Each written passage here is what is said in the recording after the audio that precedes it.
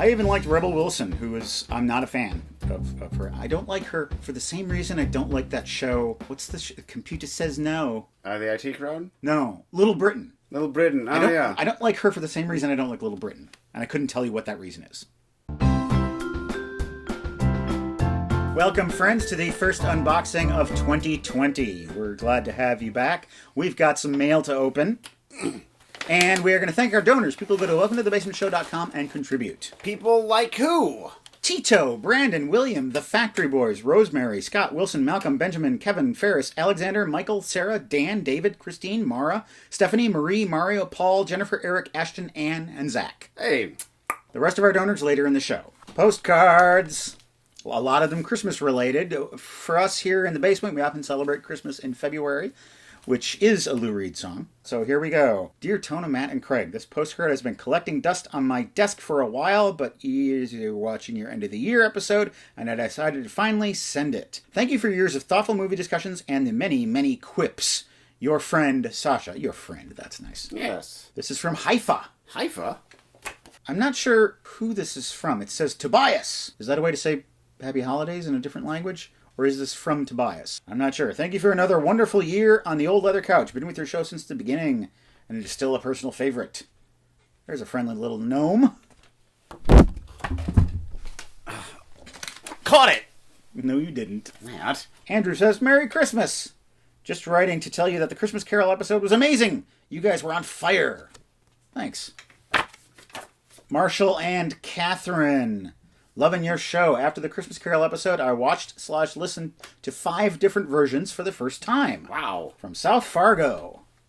And Sean from Canada says, having sent along a Christmas parcel, which we'll get to later in the show, I'll call this a New Year's card. Happy New Year and all the best for 2020. Many movies and much happiness to you and all of your viewers. Thanks, Sean. Is that the Portland Chinatown? Victoria Chinatown. I've been to this one, but it was a cloudy, rainy day. Let's open these Christmas cards. Oh, this is from our buddy Tony Mayer and his lovely lady Emily.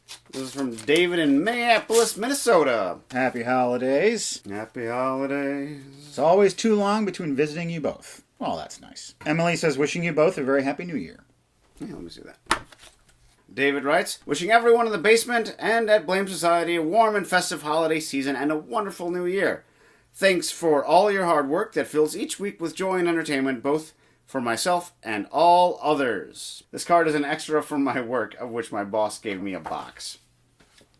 That's nice. Yeah. And David also sends 3 postcards from the Science Museum of Minnesota in beautiful St. Paul. Here's a little something from Jacob in Maple Shade, New Jersey. Doesn't feel like a card. Jake and Chris say that they are huge fans of the show. They have a couple of questions. I'll answer some of them.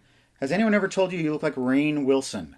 No. All the time. Due to your work on The Force Unleashed, we were wondering if you ever got a chance to meet Sam Witwer, who played Vader's apprentice. If so, what was your impression of him? I recorded everything inside a box by myself. And I was in Madison, so no, I didn't meet anybody who was involved with that. Me and Sam go way back. He's an alright guy, but we hardly talk anymore. Did anyone ever tell you that you could play Frank West if they made a Dead Rising film? No. People don't tell me that, but they tell me that Matt should play Frank West. I don't know who Frank West is. You know Frank. What Dead Rising is. We all love the show and have been watching since 2013. Keep up the phenomenal work. One potato a man eats. Thanks, guys. They also sent pictures, which I don't think will show up, of themselves dressed up as Rick and Cliff from Once Upon a Time in Hollywood. Here's the originals. And here are the new ones. You guys sent us questions, and this is the point of unboxing where we answer your questions. Martin Brisman writes, a question for Craig. As a father, our daughter is turning 4 in March, and her mother and me both love Mad Max Fury Road. We almost named our daughter Furiosa. When would be appropriate to show your child Fury Road? The time will make itself evident when the child is watching stuff like Mad Max Fury Road. If they're watching other post-apocalyptic things, then maybe you should say, you like that, maybe you'll like this. Of course, that's not going to happen when she's 4. It'll happen much farther down the line. But you can't just throw a child into the deep end of what's arguably one of the best action movies of all time, because she won't appreciate what it is yet because she hasn't seen other action movies. So I'd say 9? When your child starts getting interested in shows like Dora the Post-Apocalypse Explorer, then you know that they're ready for Mad Max Fury Road. Arnold said what? Could you guys make an episode just about music? Something like that could happen at some point in the future, but and this is not that yet. But since you're interested in music, I thought I would share some records that have recently come into my collection. So first off, we have the exciting Wilson Pickett. Look how exciting he is. He is exciting. He's leaping in the air. I saw this online for a very low price and got it, and I was surprised at how great a condition it's in. It's in mono. This is from the early 60s, and I think it was so low because the cover's all marked up. It's got all these pen marks on it. It's all split on the top. But the vinyl's perfect. Nearly perfect. So that's really what I care about. I paid less than $9 for this. That includes shipping. And it also has my favorite Wilson Pickett song, 6345789. Barefootin's on it too, and Danger Zone. The original, before Kenny Loggins did it. Okay, next we have Nilsson's first album, Pandemonium Shadow Show. He was clearly still working in the bank at the time. Look at that suit that he's wearing. That haircut. Yeah, right. I was so impressed with the reissue of Aerial Ballet, which is the second movie that I wanted to get this. And those two albums, they're some of the best sounding music that I've ever heard. I'm not talking about great songs, but just the way the music sounds. It's so clear and so resonant. This next record I found at a Goodwill. I never find records at Goodwill because they're always just junk. But this one, someone had gotten rid of a bunch of old country records, and some of them were in good shape, and I managed to take home 3. One of them being this one, Tennessee Ernie Ford, 16 Tons, which is one of the weirder country songs ever released. You expect to hear that in a Greenwich Village coffee house rather than on the Grand Ole Opry stage. Yeah. This is in really good shape. Look at that cover. That's a good cover. This is like $2. Looks like Ernie Kovacs there. Who is that guy? It's Ernie Ford. Ernie Kovacs faked his death. And lastly, this is another one I got from eBay. It's Bob Wills. It's in perfect condition, and I got it for a steal. Are you familiar with Bob Wills? I believe so. I remember back when you first got that CD box set over there that you played some for me. Yeah. I forget what he's known for, though. Western swing. It's like a hybrid of country and jazz. Oh, no, but what song is he known for? San Antonio Rose. Etc. If you're in a bad mood or a sad mood, you can't remain so if you listen to Bob Wills. The same goes for Louis Jordan of Choo Choo Cha Boogie fame. That's right. Okay, well, there you go. It's not an entire episode about music, but there's something for you.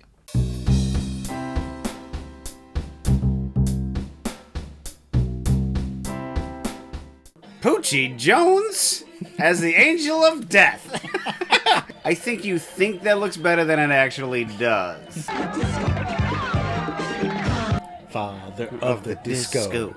He's the godfather of the disco. Go. Put your weight on it, put your weight on it, Put your weight on it. put your weight on it! Come watch this 50-year-old man dance. Godfather here's gonna give you the go.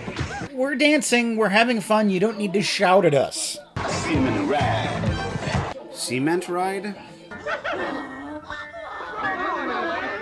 Alright, there's a werewolf with a machete. Can somebody call a bouncer?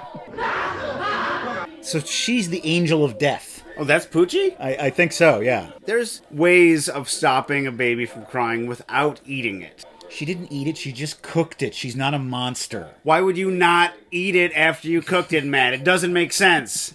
Angel death. The dust of the angels. PCP is a new drug. We don't understand it either. All we know is that it's a lot of fun. Oh, Mudfoot. You've got nothing to tell us. I sure could use a hit of what? PCP. Everyone's fighting a bunch of guys. It's tracksuits versus denim shirts. In the name of Jesus, God of Abraham, God of Isaac, God of Jacob. And others. Recently, one of our viewers, David James Keaton, sent us a book of pizza-related stories. And he also sent us a gift certificate to a local pizza parlor, Pizza Bruto. That's right. And late last year, we went out and had some pizza together. There's the place. Ooh, look at that pizza. And someone else got into the act. Matt got to talk about werewolves a lot that night. Mm-hmm. Because Lorenzo assumes that Matt and I know the Wolfman because he saw the Wolfman episode. He said they only eat squishy foods. Which I guess is kind of true. We're all squishy if you bite us hard enough. Right. Thank you, David. The food was wonderful. Keep on anthologizing. Well, I showed you some records that I bought, but a lot of times people send records to our P.O. box, and so I like to listen and talk about those as well. What you got? The theme today is Canada, the northern part of North America. First off, we have another record by Cthulhu. This one came out in 1980. It is called Endangered Species. And on this record, they are in full ELO mode. Like, it's the this might be ELO.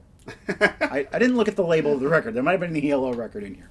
But they really sound like that. And they sound like all the other Cthulhu records that I've listened to. I think I'm starting to know why they haven't exploded out of Canada, because their music is uniformly good, but none of it's really outstanding. Next up, we have Omnibus by TWRP. That is a Canadian outfit, and it stands for Tupperware Remix Party. Of course.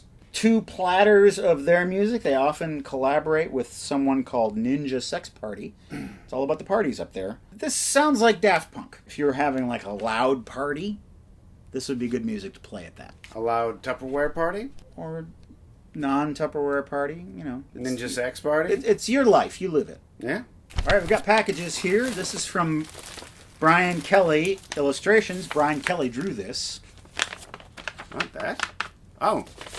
And this is from Sean Henry up in British Columbia. Dear Matt, Craig, and Tona, my very best to you this Christmas and for the new year. Tona and Matt, Christina, Craig, and Lorenzo. The book is for the last name, but the rest you can divide up as you see fit. The Wind in the Willows by Kenneth Graham.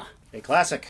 Chocolates. Is this from that place? This is from that place in Victoria, from Rogers Chocolate. Oh, give me the chocolate. Okay, there you go, Matt. I'm so hungry right now. Tote bags. One that says, presented in CinemaScope. Oh, that's cool. And the other one says, VistaVision. Well, these are 2 Brian Kelly illustrated postcards. One is for the movie Orca. I hope you guys had a great holiday season. The books are for Lorenzo. Peace to you all in the new year. P.S. Seen Orca? If we haven't, he's included the DVD. All right. The books, we have Monsters Who Walk the Earth. Oh, good. Coloring in the Crypto Zoo. That's a coloring book. And another coloring book, Cthulhu versus Life. Wonderful. Thank you, Brian. And there's another postcard he's made for a movie called Emperor of the North. Seen it, Emperor of the North? If we haven't, we got the DVD. We got, what, Ernest Borgnine in that? Lee Marvin, Ernest Borgnine, and others.